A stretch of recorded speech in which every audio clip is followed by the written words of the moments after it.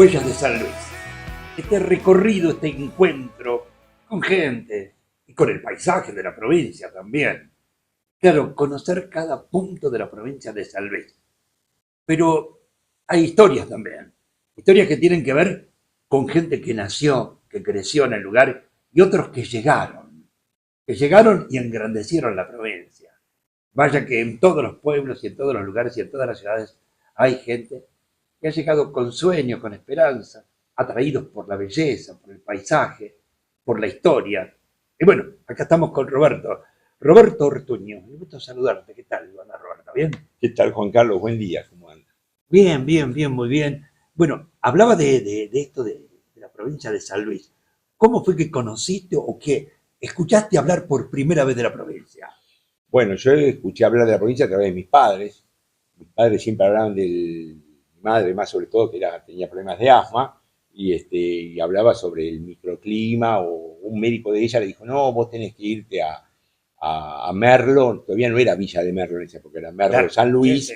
Que hay allá un microclima, el Rincón, que es muy lindo, y mi madre siempre decía, a partir de 1970, 72, claro, teníamos que ir allá a ese lugar, hasta que en los 80 vinieron acá, ¿viste? Y conocieron ahí, ¿viste? Claro, vinieron, ¿no viniste vos? No.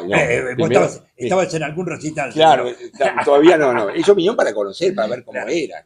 Y después les fue gustando, bueno, a partir de ahí compraron el terrenito, de la casa, una cosita más, y se fueron estableciendo. Era una época que no se conocían todos. Y tu papá logra colocar un negocio también, poner tu comercio. Claro, sí. En 1992 abren la lencería y la calle Mercado, y se quedan ahí unos años. Después mi madre tiene unos problemas de salud, se vuelven a Buenos Aires unos años y bueno, ya abren en el 2003 definitivamente. Ya había crecido. Claro. O sea, bueno, pero en la música que nos convoca, porque me enteré que vos sos ricotero de la primera hora. ¿Sería ricotero de la primera hora? Sería ricotero de la primera hora. En realidad sería rockero de la primera hora. Rockero. ¿Y no qué? Tanto de la primera hora, pero claro. La segunda hora. Pero ¿qué te gustaba en aquella época, además de...? Y me gustaba la capacidad que tenía el rock para elevarse con su imaginación por sobre la mediocridad cotidiana. Eso era lo que me gustaba del rock. El rock en esa época se dividía entre música complaciente y música, se decía, progresiva. Creo que era la época también del Club del Clan. Había, sí, ya estaba, sí. Claro. Que era la música, bueno, lo que nos mostraba la televisión, lo que se escuchaba en el momento. Lo escuchaba, sí, en la época, los recitales, los carnavales con Sandro, Palito Ortega, todos esos grupos Trocha, Angosta, eran multitud, eran los carnavales, los recitales eran miles de gente, era una cosa.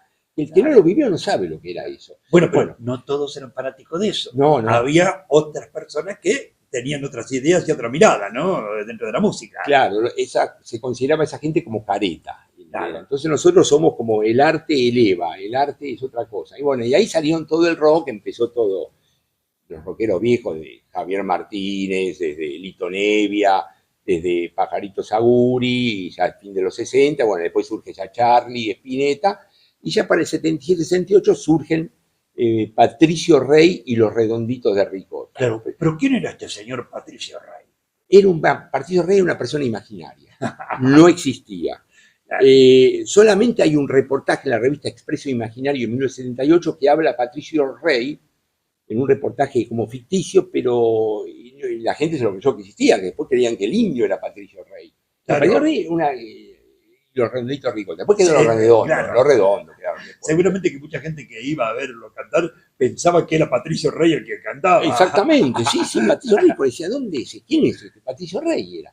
Y a partir de ese momento, 1977-68, que son los primeros recitales de los Redonditos Ricota, se empieza a crear como un público que no era el público que después tendría el Indio Solar y el público más popular, de las barriadas. Son dos etapas. Dos etapas. Era el público como más de clase media, más no intelectual, pero gente que leía libros, que le gustaba el circo, le gustaba... era como yo decía, o alguien dijo, un delirante surrealismo a la criolla. Era el surrealismo, era la generación beat, era la psicodelia, eran todos esos géneros y ahí estaban los Redonditos de Ricota. Claro.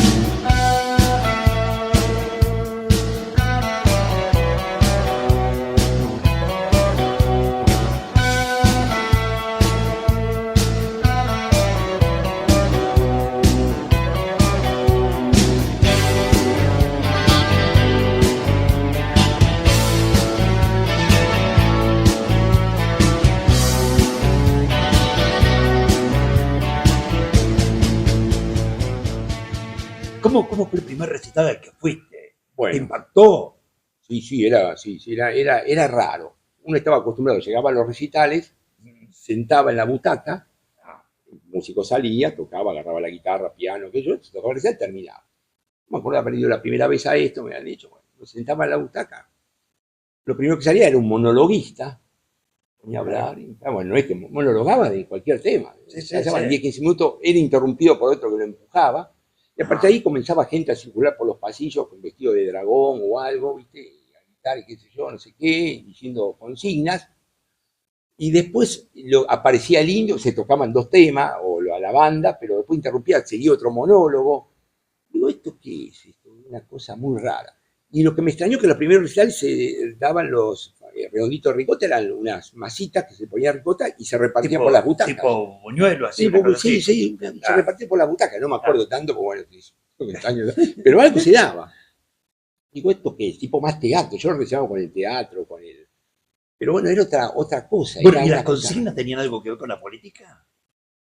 No, directamente no, había mucha censura en esa Claro, época. claro, porque No, estamos hablando de época de plena dictadura. Sí, 1979, 1980, no tenía nada que ver con, no, era indirecto, era a través de la imaginación salir del encierro que uno estaba, era eso, ¿no? Las letras explícitas no se podían tener, muchos músicos se habían exiliado y la dictadura estaba, por la duda no había que decir nada, pero yo creo que siempre creo algo, que los censores no entendían algo. No entendían las letras, menos iban a entender a Patricio Rey y los Redonditos Ricota. No se entendía, los tipos agarramos una letra de Víctor Heredia, agarramos una letra de cantaba Mercedes Sosa, cuando tenga la tierra, y yo, chao, cáñate. Pero esto era otra cosa. Era otra cosa, viejo. Claro. Qué sé yo, el viejo Carl Chessman respira otra vez. Súper lógico, esas hembras no son dulces, no, que hablaba sobre la mantis religiosa, no era que alguna Claro, mujer. ¿quién se imaginaba quién era Cary Chessman? Cary Chessman, nada, que era Claro. una persona que fue condenada a morir en la cámara de gas en Estados Unidos, y cantaba el indio, y no sabemos qué es eso. Y todo así, las letras así muy delirantes, porque Bueno, tenía una parte de a vos te lindo. llegaban. Sí, era lindo, sí, se llegaban por la rareza, por el contraste, porque se elevaba sobre la mediocridad cotidiana. Una cosa era alguien cantando, siempre fuimos compañeros, o bueno, la felicidad, Bueno, no, esto era otra cosa, era, bueno, Charlie también, todo un montón de músicos era, pero esto era separado, era como un circo, y ahí fue haciendo un público, tocaban en San Telmo, ya la primera vez que lo fui a ver fue en el Teatro Margarita Girgu, en San Telmo, un teatro chico que es más o menos como esto, más o menos no más que este que estamos ahora, y después en el Teatro Bambalinas, y a partir de ahí tocaban en un lugar que se llamaba Centro de Artes y Música, y tocaban en canchas de gimnasios de escuelas, Los Redondos, ¿viste? Estamos hablando de 1981, 80, 81, y después llegan la primera actuación más grande de Los Redondos, yo creo que es el Festival Pan Caliente, que ahora, en 1982, 2 de enero de 1982. Ahí estuviste esa noche. Sí, no era una noche, era todo el día. Todo el día. De las 12 del mediodía hasta la medianoche. Era la noche. Perfecto. Sí. ¿En qué lugar se hizo? Eso se hizo en la cancha del Club Atlético Excursionistas, en barrio de Belgrano, Pampa y Miñón. Bueno, ¿y cómo transcurría toda esa jornada? Y bueno, esa jornada era para juntar plata porque Pan Caliente era una revista que había hecho un amigo colaborador rockero, Jorge Pistocchi, y bueno, convocó a los músicos a tocar, tocaron un montón de grupos. Yo te digo, hay varios que son conocidos. Tocó de Lito Nevia. Lito Nevia presentó por primera vez en ese momento una cantante que se llamaba Celeste Carballo.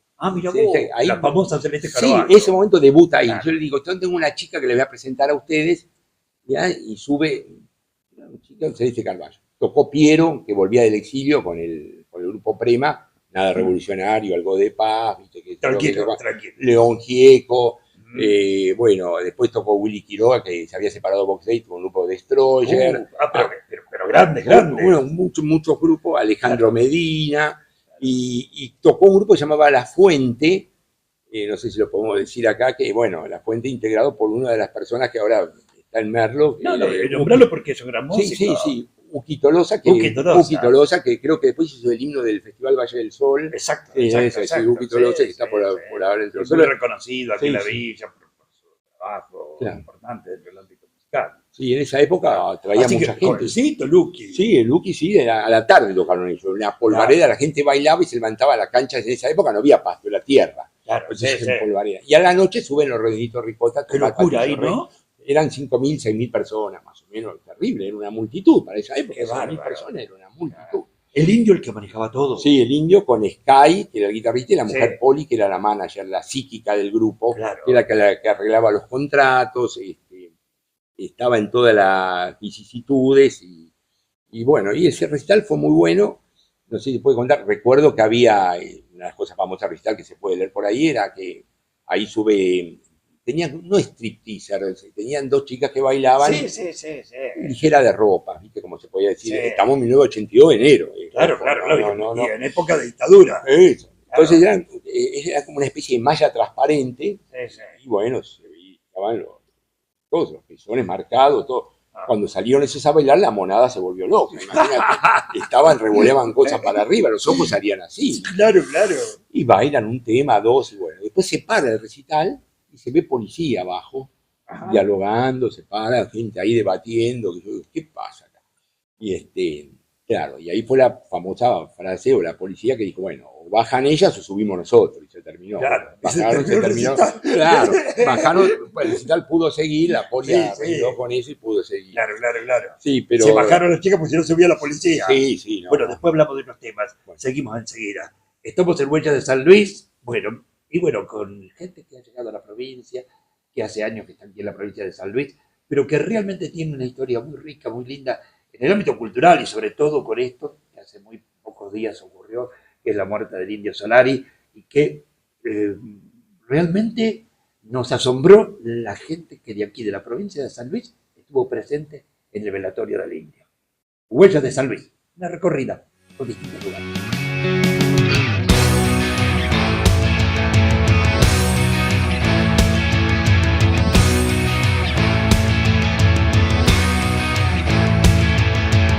Tengo buenas y malas noticias para vos. La belleza es lo que te da felicidad. Si todo gira en el shopping disco C, tu belleza es de shopping disco C. Un desayuno de campeones ordenás y con tu propia lengua te estrangulas. Si vas de gira en el shopping disco C. Huellas de San Luis, seguimos charlando acá con el ricotero. Ricotero de la primera hora, vaya, que conoció aquella historia tan linda del nacimiento de los Redonditos de Ricota. Patricio Rey y sus Redonditos de Ricota. Qué bárbaro, ¿no? Qué nombre, estuvieron en Salta también en aquella época, ¿no? Sí, creo que fue el primer recital en Salta. Fue con un micro destartalado, Sí, en 1978. Y que la esa gente historia creía que Patricio Rey era un cantante. era un cantante, sí. Claro. Sí, siempre creció, hubo mucha gente siempre que ahí ahí. Sí. Después Claro. ya se sacó eso. Ya. Patricio Rey se fue borrando y quedaron los Redonditos de Ricota. Los Redonditos Claro, de que quedaron Ricota. los Redonditos de Ricota. Y después decían los redondos. Vamos a ver Los redondos, claro, los Claro. redondos, va, así Claro. que no. Así que una época realmente muy linda, muy atractiva, ¿no es cierto? Muy curiosa, a veces no comprendida. Claro, estamos en dictadura, Juan Carlos, Claro. era el underground era subterráneo. Subterráneo era que no, en esa época el rock no tenía trascendencia. Claro. Existían dos revistas de rock, Pelo, Exacto. El Expreso Imaginario, Bueno, si nos trasladamos al teatro, la época del teatro abierto también. por Teatro ejemplo. Abierto, sí, yo en Claro. 1981, ¿cómo olvidarlo? Cuando se incendia el Teatro Picadero, sí, Claro, sí, claro. Y aquellas obras de aquellos autores realmente Sí, extraordinarias, ¿no? sí, de Gorostiza. No, bueno, Claro. es otro tema, no vamos a Es hablar. otro Claro, tema, 1981, claro. sí, Bueno, sí. pero está todo relacionado. Está todo ¿no es relacionado, cierto? esa Está todo época. relacionado. Había cultura, había una resistencia cultural. en esa época, Exactamente. por abajo había. Bueno, sí, ¿y sí. cómo sigue la historia de los Redonditos de Ricota? Bueno, los redondos siguen tocando y bueno, en momento de hay que empezar a grabar el disco. El rock Claro. ya había, ya después de post Malvinas, el rock logra una difusión masiva en las radios, empiezan los programas de, ya un programa de televisivo y más en la radio, más difusión. Los Claro. managers, las grabadoras, Sí, las sí, discográficas, todo eso. Bueno, surgen los grupos, se renueva el rock. El rock deja de ser Y bueno, y subterráneo. aparecen los conductores, ¿no es cierto?, de programas como Lalo Mir, qué sé yo, y tantos Sí, otros, ¿no? sí, Lalo Mir tenía un programa en Radio del Plata que llamaba 9 PM y ahí fue el primero, Lalo Mir fue el primero que había un demo de Los Redondos en 1981, 82, de 4 temas, y el primero que lo difundía siempre era Lalo Mir. Ujú. Eso, lo único que había de Los Redondos eran 4 temas grabados, un Claro. demo, nada más. Eso era de Los Redondos, y se pasaba todo el tiempo. Y digo, ¿qué es esto? La gente lo empieza a conocer ya, post ya excursionista, Sí, 1988, sí, 83. sí. Hasta que llega el momento de grabar, ¿viste? En esa época había que grabar, ser independiente, estaban los que eran independientes y los que supuestamente habían transado con el sistema, los que grababan para las grabadoras, los que iban a las discográficas. Los Redondos dicen, bueno, somos independientes nosotros. Es lo que le valoró la gente después. Nosotros Claro. no vamos con ningún lado, nosotros somos independientes. Y grabaron con el primer disco llamado Gulp, en los estudios de un grupo que era independiente en esa época, que se llamaba MIA, Música Independiente Asociado, donde estaba Lito Vitale, el padre era el que conducía todo. Ah, Lito. el papá de Lito. El padre, sí, el padre de Lito. Lito en aquella época jovencito. Era el joven, claro, Claro, sí. claro. Pero Lito hace como en esa, a los 20, ya tenía 20 años, en el 85, 1985 es esto, y hace como técnico de grabación. Y creo que toca algunos teclados en el disco. Sí, bien. toca, Lito Sí, Vitale sí, toca sí, el sí. primer disco de los Redonditos Ricos. Y en eso no sale en la disquería, se vende a mano, se vende... Se vende casero. Claro, a todos lados. Claro. ¿viste? Vos Así. compraste el disco. Claro, sí, por supuesto, todo el mundo, sí. Es más, yo estaba en una disquería que vendíamos el disco. Yo Claro. estaba en una disquería en el barrio de Belgrano, y en 1985, y Poli traía los discos personalmente. Así que venía ella, la Ella. famosa Poli. Sí, a buscar la que después recaudación. pregunté, contamos algo de Poli. Sí, Poli, Claro. sí, un personaje muy misterioso, era críptico, pero bueno, sí, mucho no puedo porque tanto fue. Pero no, y bueno, y no era como Soda Stereo, Virus, Los Abuelos de la Nada que grababan en las multinacionales, Charly García, ¿no? Claro. Que estaba en toda la disquería, no, los Redondos había que ir a buscarlo, había 2 o 3 lugares estaban los discos, nada más. Era así, era subterráneo, era la cosa, underground. Y ahí empiezan a tocar, sale en 1985 el primer disco, Gulp, en 1986 sale Octubre, es el segundo Claro. disco famoso, y bueno, y ahí empieza, en 1987 el tercero, en 1989 el cuarto disco, y en 1990 el quinto. Y La Mosca y la acrecienta Sopa. el interés del público por los redondos, por ir a Se los va, de a recitales. poco sí se va, se va porque ellos Sí. tocaban muchas veces Claro. más que menos. Igual no llega a la masividad todo. Ya en 1989 ya es más masivo. Mm. Ellos decían siempre, por eso en el primer disco, se burlan, voy a tocar el rock del rico Luna Park, como la Bestia Pop. La Bestia Pop era, nosotros no vamos a llegar a los grandes estadios, ahí tocan los tipos vendidos, los que se han vendido al sistema. En 1988, fin del 88, en el 89 tocan en el Estadio Bras Sanitarias, que no era como el Luna Park, pero un estadio grande. Y Sería bueno, el primer gran recital. pero en recitales grandes, Claro, sí, multitudinario. multitudinario, porque no daban abasto, no podían tocar. Tocan acá y hay 3.000 personas en la puerta y dicen, bueno, necesitamos tocar en otro lado. Y dicen, no podemos estar así. Bueno, Claro. tocan, fueron criticados, había unos debates, ¿no? Se Sí, vendieron. Claro, por los mismos simpatizantes. Claro, los Claro. Redondos se vendieron, se fueron.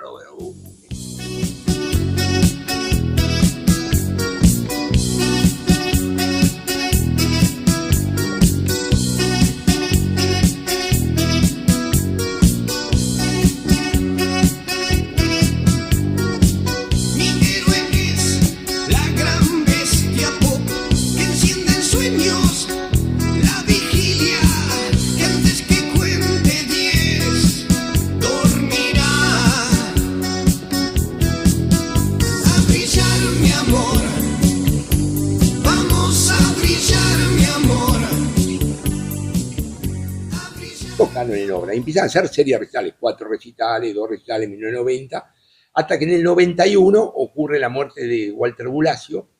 ¿Qué pasaba? La gente iba a los recitales, entraban los que tenían entrada, y el que no tenía entrada estaba en la puerta, porque en un momento las puertas se iban a abrir, se iban a superar, porque los Redondos no tenían seguridad privada, no hacían nada, lo hacían los amigos. Estaban en la puerta, no. Entonces, bueno, la poli abre la puerta, y se entraba. Pero ya eso fue desbordando. Y la policía, ya los vecinos de la Avenida Libertador, en Núñez, ya estaban un poco cansados de los bolonquis y de los Redondos. Y en un momento la policía, bueno, reprime, Claro. lo meten en cana el pibe este Bulacio, Y acá se les viene muere. una situación muy Muy compleja. conflictivo, claro. Claro, Sí, claro, sí, claro, sí, claro. sí. Y a Bulacio lo mató la policía. A Monacho lo mató la policía. Claro. Ya había cambiado el público, Juan Carlos, en esa época, porque ¿qué pasa? Menem había subido en el 89, veníamos de la hiperinflación de Alfonsín, Menem, y comienzan las privatizaciones, 1990, 91, y se empieza a multiplicar no ejército, el ejército es una cosa militar, pero la gente más marginal, no marginal porque marginal es malo, porque sin trabajo, sin esperanza, y encuentran en Los Redondos un lugar donde refugiarse. Los Redondos no transan con el sistema, no nos vendemos, no nos vendemos como los políticos, como otros grupos de rock que llegan, predican la pobreza y llegan después en su camioneta 4x4 Claro. a recital. Los Redondos, el indio, y empieza. Y ahí salen los dos fenómenos famosos de la década de los 90 de Los Redondos, que son los seguidores, o sea, yo te sigo a todos lados. No existía, uno iba a un recital de rock, la década del 70, veía a un Charly García, no es que el Charly García tocaba la semana que viene en otro lado y iba a verlo, no existía el seguidor. Claro. El seguidor sale con Los Redondos, eso lo crea Los Redondos de Ricota. El seguidor, yo te sigo a todos lados, tocaban 10 veces en obra, iban las 10 veces a obra. Tocaban y ahí empieza a multiplicarse. Y si iban a Santa Fe, sí, iban a Santa Fe. Yo recuerdo que iban a un pueblo en Santa Fe a actuar y que todo el mundo iba con carpas. Claro, sí, eso también después, sí. Por eso fueron tocando, tocaron acá en Villa María, en Córdoba, eso ya a mediados de la década de los 90, pero seguidores, ese es un fenómeno redondo, eso lo crea Los Redondos. Y el otro fenómeno que crean es el de las banderas. Las banderas, no existían las banderas en el rock. Ahí iba con una bandera, Charlie te amo, y ponía una bandera. Eso lo crean Los Redondos. Los Redondos, ¿qué es la bandera? La bandera iba un tipo, pintaba algo en una sábana vieja, un pedazo de una frase de cualquier tema de Los Redondos, los ojos ciegos bien abiertos. Ponía el retrato de Patricio Rey, el nombre del tipo, que es Juan Carlos Villa de Merlo, y ponía la bandera. Y ahí empiezan a multiplicarse los trapos. Y de ahí surge la canción. Banderas en tu corazón, sí, claro. Ahí son los dos fenómenos redondos, los seguidores y las banderas. Ahí empieza. Y en los 90 empieza a multiplicarse. Como se desborda Buenos Aires, empiezan en el interior. Los Redondos es el primer grupo federal de la Argentina. Empieza a recorrer, va a Santa Fe, como vos dijiste, va a Córdoba, va a Salta, va a otros lugares del interior, y empieza ahí, se desentan un poco de la capital federal, Tandil, La Barría, y el público empieza a multiplicarse, no sé, exponencialmente. Ir a ver a Los Redondos era una cosa. Ahí fue el tema. En Capital tocan en la cancha de Huracán, que ya hay varios incidentes, porque las bandas aprovechan para robar algunos grupos, crear causa en la gente, y ahí Los Redondos ya no pueden mantener la seguridad personal. Y el indio se quiere desprender. Y el indio ya empieza a ver si tiene que poner seguridad como medio no privada, pero para controlar los accesos. Ante los amigos, están los amigos, vamos acá a la puerta, entramos. Y el indio le empieza a romper, se empieza a cansar un poco. Es como que él, está mal decirlo, pero como que el propio público fue matando a Los Redondos en esa época. Porque él se desbordaba. Vos fíjate que en la cancha de arriba, en el año 2000, apuñalan a uno, roban el césped, el pogo y qué sé yo, y es el único recital que se hace con las luces encendidas todo el recital. Es obligatoria, la policía y la seguridad obligan a Los Redondos a tocar todo el recital con las luces encendidas, porque era tal que vos no sabías de dónde te iban a... Vos viste cómo es en la cancha de fútbol, hay 50.000 en la cancha, pero hay 200 tipos tirando piedras y se suspende el partido, y los otros 49.800, yo he ido a la cancha y dice, pero ¿cómo? Hay por 200 tipos suspendemos el partido. Y es así, ¿viste? Los violentos siempre ganan. ¿Viste? ¿Y cuándo el indio? Entonces? Y el indio, creo que Los Redondos, el último recital es en el Chateau Carreras, en 2001, julio del 2001. Ya habían sacado su último disco, que era Momo Sampler, el último disco de Los Redondos, y ya después, no se dijo que sea el último recital. No. Pero bueno, también había tensiones internas, ya había crecido mucho, ¿viste? Cuando ya crece, hay muchas cosas para repartir, bueno, hay más cosas, hay más tensiones, y bueno, ya la gente es grande, y ahí Los Redondos, en 2002 ya se separan. Y viene el fenómeno del indio. Claro, el indio se toma 2 años sabáticos, 2, 3 años, vuelve con un disco solista, y forma su banda, y bueno, empezamos a tocar en el interior.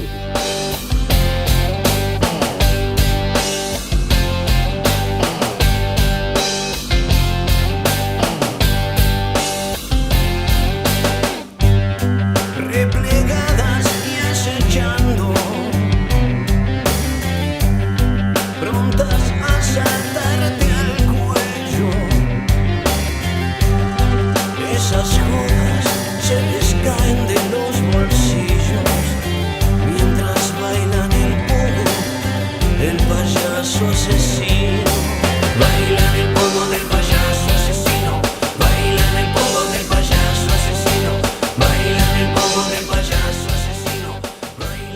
bueno, el Indio Solari es el gran poeta del rock argentino, el gran poeta, surrealista, psicodélico. ¿Y qué pasa? No es el poeta que se lee a primera vista y vos encontrás algo. Yo me encuentro todavía ahora, en los discos solistas del Indio, leyendo frases y decía, mirá, pedazo de frase, a lo mejor lees todo el tema. Digo, esto no quiso decir nada. Pero lees una frase y dices, mirá lo que es el Indio, mirá lo que es.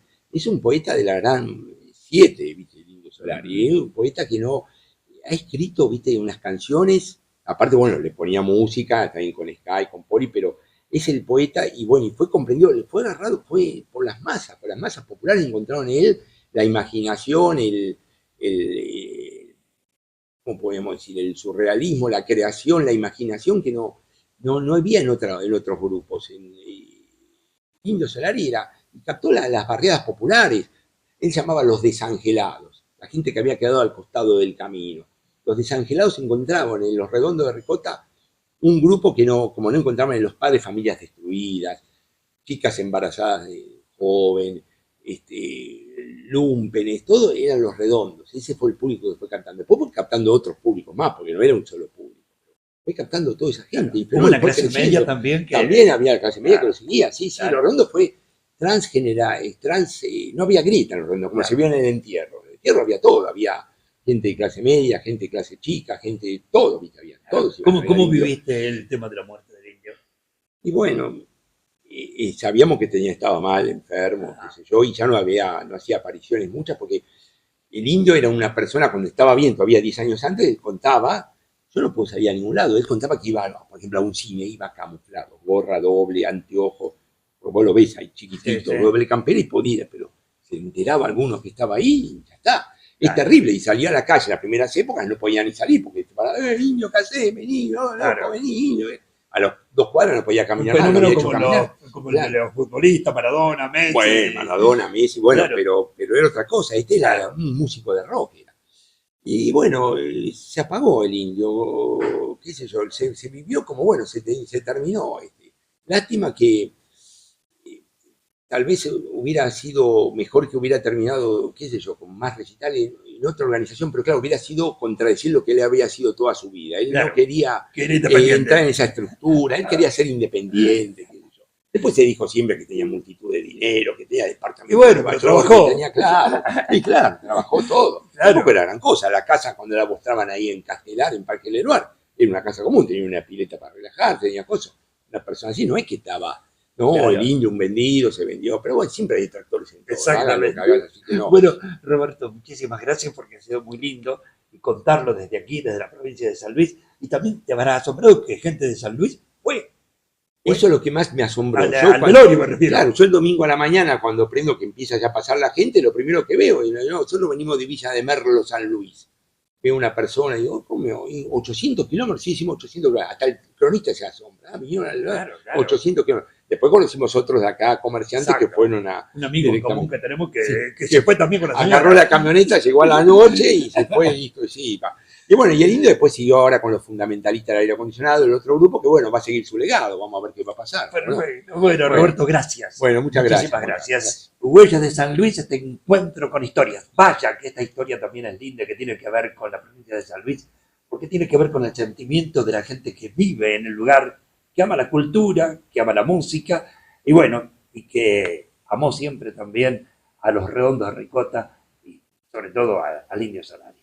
Seguimos recorriendo, seguimos por los caminos, no se pierda Huellas de San Luis, siempre aquí a través de este espacio, que tiene que ver con la historia y que tiene que ver con lo rico que tiene y muestra nuestra